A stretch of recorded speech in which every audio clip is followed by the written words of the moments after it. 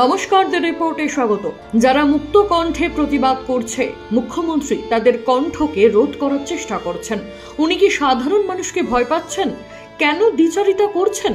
এবার সরাসরি মমতা বন্দ্যোপাধ্যায়কে কাঠগড়ায় দাঁড় করালেন সোদপুরের নির্যাতিতার বাবা মা। আরজিকর হাসপাতালের চেস্ট ডিপার্টমেন্টের বিরুদ্ধেও জিয়ে রাখলেন এক রাশ সন্দেহ। মুখ্যমন্ত্রী টাইম দিচ্ছেন যে রোববারের মধ্যে আমরা একটা জায়গায় যাব। উনি এত কথা বলছেন, উনি নিজে রাস্তায় নামছেন, আন্দোলন করছেন, নির্যাতিতার বিচার চাই। এদিকে উনি আন্দোলন যাতে না হয় সেই বন্ধ করারও চেষ্টা করছেন। এটা কি ধরনের দ্বিচারিতা কেন করছেন উনি? উনি তাহলে কি জনগণকে, সাধারণ জনগণকে ভয় পাচ্ছেন? এটা আমাদের একটা প্রশ্ন আছে। মানে স্বতঃস্ফূর্ত আন্দোলন কোথাও যেন বাধাপ্রাপ্ত হচ্ছে। হ্যাঁ, সেটা 100 বার হচ্ছে। উনি সেটাকে চেষ্টা করছেন সবসময়। কাদের আড়াল করতে চাইছেন সেটা উনি জানেন, সেটা তো আমরা জানি না। আচ্ছা, সিবিআইকে একটা কোনো হেজিটেশন কাজ করছে যে যেহেতু অনেক হাই প্রোফাইল লোকজন জড়িত আছে, মেডিকেল প্রিন্সিপাল, সুপার, সেটা এটাকে সিবিআইয়ের উপর আমরা ছেড়ে রেখেছি। সিবিআইয়ের উপর আস্থা তো আমাদের রাখতেই হবে, সেটা তো আমাদের বেরিয়ে আসার উপায় নেই। দেখুন, এই অপরাধটা তো সঞ্জয় করেননি, অনেক বড় বড় লোকের এই অপরাধের সঙ্গে জড়িত। আমাদের তা প্রথম থেকেই সে কথাটা বলে আসছি, এটা নিয়ে নতুন করে বলার কিছুই নেই। স্যার, গতকাল মদন মিত্র হঠাৎ বলছে প্রয়োজন হলে ডাক্তারদের জুতো পরিষ্কার করে দেবে, জুতোর ফিতে বেঁধে দেবে, কিন্তু অবরোধটা যাতে করা যায়। কি বলবেন? এটা তো ওনার বক্তব্য, উনি জানবেন, এটা নিয়ে আমি কি বলবো। একটা এখন একটা জিনিস মুখ্যমন্ত্রীরা চেষ্টা করছে সোশ্যাল মিডিয়ায় বিভিন্ন যে এই যে আপনার মেয়ের সমর্থনে এই নারকীয় হত্যাকাণ্ডের ব্যাপারে বারবার প্রচার হচ্ছে, এবং আমি তো এই কথাটাই আপনাদের কিছুক্ষণ আগে বললাম। যারা যারা মুক্ত কণ্ঠের প্রতিবাদ করছে, উনি তাদের কণ্ঠকে রোধ করার চেষ্টা করছেন। এখন তো আমরা ভালোই ব্যাপারটা বুঝতে পারছি কেন করছেন। সেটা উনি নিজে প্রতিবাদ করছে রাস্তা নেমে, আবার যাতে প্রতিবাদ না হয় তারও ব্যবস্থা করছেন। আর একটা প্রশ্ন হচ্ছে যে আপনারা কালকেও বলছিলেন যে অন্যত্র কোথাও খুন করা হয়ে থাকে, হতেও পারে, সেরকম আমাদের এখন সন্দেহ হচ্ছে। বিষয়টা যে কী হয় যতক্ষণ আমরা না জানতে পারছি ততক্ষণ আমরা এই ব্যাপারে কিছু সুনিশ্চিত হতে পারছি। আপনারা কি কোনো প্রমাণ পেয়েছিলেন? না, আমরা কোনো প্রমাণ পাই। তবে একটা কথা আমরা জানতে পেরেছি যে আমার মেয়ের বডি নাকি যেভাবে আমাদের দেখানো হয়েছে ঠিক ওইভাবে ছিল না, আর বডিতে কোনো জামা কাপড় কিছুই ছিল না। আচ্ছা, এটা আমরা জানতে পেরেছি। না, আমাদের তো দেখতে দেয় না। এটা সিবিআইকেই বলবো আমরা, সম্পূর্ণভাবে আপনাদের এই কথা বলতে পারবো না। না, আপনারা এই যে টালবাহানা করেছিল, বেশ কয়েক ঘন্টা বসিয়ে রেখেছে, এই সময় কি ওরা নিজেরা কিছু চেঞ্জ করতে চাইছিল, কিছু রেকটিফাই করতে চাইছিল? আমাদের এটা মনে হচ্ছে। কি মনে হচ্ছিল? মনে হচ্ছিল আমাদের আড়াল করে ওরা সবকিছু মানে প্রমাণ লোপাটের চেষ্টা করছে। আচ্ছা, কি করে, কি দেখে মনে হয়েছিল আপনার? প্রথম কথা হচ্ছে আমার মেয়ের ওই ক্ষতবিক্ষত দেহ, যার দেহে কাপড়ই নেই, তার দেহটা দেখে একজন ফোন করে বলছেন আপনার মেয়ে করেছেন। এটা হতেই পারে না।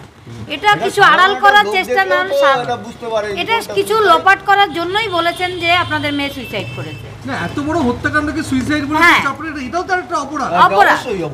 এটা আমরা আপনাদের কি মনে হয় না পুলিশ এবং যারা মেডিকেল আধিকারিক যারা আছে তাদের শাস্তি হওয়া উচিত? অবশ্যই আমরা প্রথম থেকেই বলছি, এটা দ্বিতীয়বার বলার তো কোনো মানেই হয় না। আপনার মেয়েকে তো প্রচন্ড চাপে রাখা হয়েছিল, 36 ঘন্টা ডিউটি, কারণ সবসময়ই চাপে রাখা। এটা সমস্ত মেডিকেল স্টুডেন্ট যারা আছে তাদের এটা ফেস করতে হয়, সেটা নিয়ে অত কিছু ভাবে না। তার জন্য আপনার মেয়ের জীবন চলে গেল, মানে অনেক জীবনটা যে কেন গেল সেটা তো আমরা বুঝতে পারছি না এখনো। আমরা তো সেই জন্য পুরো টেস্ট ডিপার্টমেন্টকেই দায়ী করেছি। পুরো টেস্ট ডিপার্টমেন্টে যারা ডিউটি দিত, না যারা ওর ভিপি, আমার মেয়ের ভিপি যে, সে প্রচন্ড চাপে রাখতো। তাই কি করতো? প্রচন্ড, মানে জ্বর হলেও ওকে ছুটি দিত না। এমনকি রাস্তায় একটা অ্যাক্সিডেন্ট হয়েছিল, তাকেও ওকে ছুটি দেয়নি। কিসের জন্য অ্যাক্সিডেন্ট হয়েছিল? ওটা বাইক অ্যাক্সিডেন্ট হয়েছিল। কি মানে রাস্তায় কে চালাচ্ছিল বাইকটা? বাইক এসে ওকে ধাক্কা দিয়েছিল। কে চালাচ্ছিল?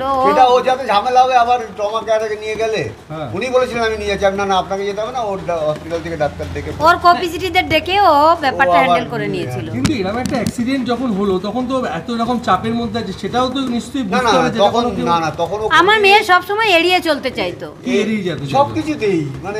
মানে ও যেহেতু পড়াশোনায় যেতে ক্ষতি হবে এসব দিকে নজর দিলে ও সব সময় চাইতো আমি পড়াশোনা। তো এখন কিছুটা পরিষ্কার বুঝতে পারছে যে আজকে করে কি হতো। হ্যাঁ, সে তো ঠিকই। ওর এই মানে পাস করানোর জন্য প্রিন্সিপাল টাকা নিতেন, প্রিন্সিপাল দুর্নীতির সঙ্গে যুক্ত, এগুলো তো মেয়ে গল্প করেছে আপনার? না, এটা বলেনি। বলেছে বাপি আমার নাম, আমি যে ওখানে আছি এটা তুমি জানাশোনা কাউকে বলো না, আমি কিছু করতে পারবো না, তাহলে আমাকে ফেল করিয়ে দেবে। আচ্ছা, এই যে ভয়টা ওর ছিল, এরকম ভয় দেখা হ্যাঁ।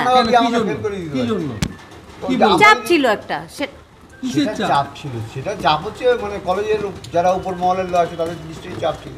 আপনারা তো এই বিষয়টা পরিষ্কার এখন বুঝতেই পারছেন। এটা নিয়ে বারবার আমাদের উপর এটা নিয়ে চাপ সৃষ্টি করেন, এইসব কথা বলতে খুবই খারাপ লাগে।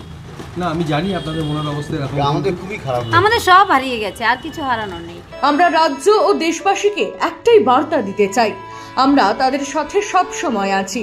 যারা এই লক্ষ্মীর ভান্ডার কন্যাশ্রী নিচ্ছেন, তারা সেগুলো নেওয়ার আগে তাদের লক্ষ্মী সুরক্ষিত কিনা একবার ভাববেন।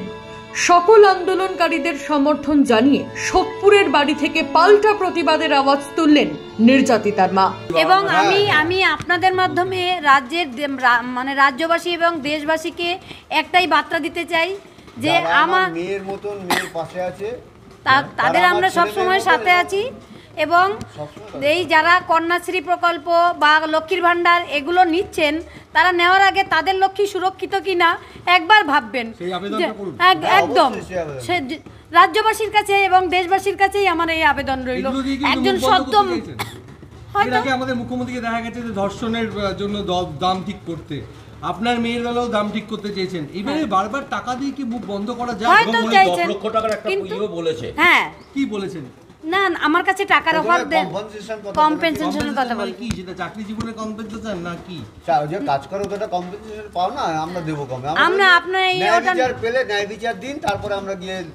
আমি বলেছি আমার মেয়ের যারা দোষী তাদের চরম শাস্তি হোক, তারপর আমি ওটা নেব, তার আগে আমি ওটা নেব না। না, উনি কি চাকরি বা অন্য কোনো কিছু? চাকরি নয়, আমার মেয়ের কম্পেনসেশন মানে কিছু টাকা, সেটা আপনি মেয়ের নামে কিছু করে রাখবেন, উল্লেখ করেন অ্যামাউন্ট, আমাকে পরে বাইরে বলেছেন। রাজা দে, দ্য রিপোর্ট, সোদপুর। সমস্ত খবরের আপডেট পেতে লাইক করে সাবস্ক্রাইব করুন দ্য রিপোর্ট চ্যানেলটি। সেই সঙ্গে বেল বাটন প্রেস করতে ভুলবেন না। আপনাদের একটা সাবস্ক্রিপশন আমাদের জন্য অত্যন্ত মূল্যবান। জয় হিন্দ।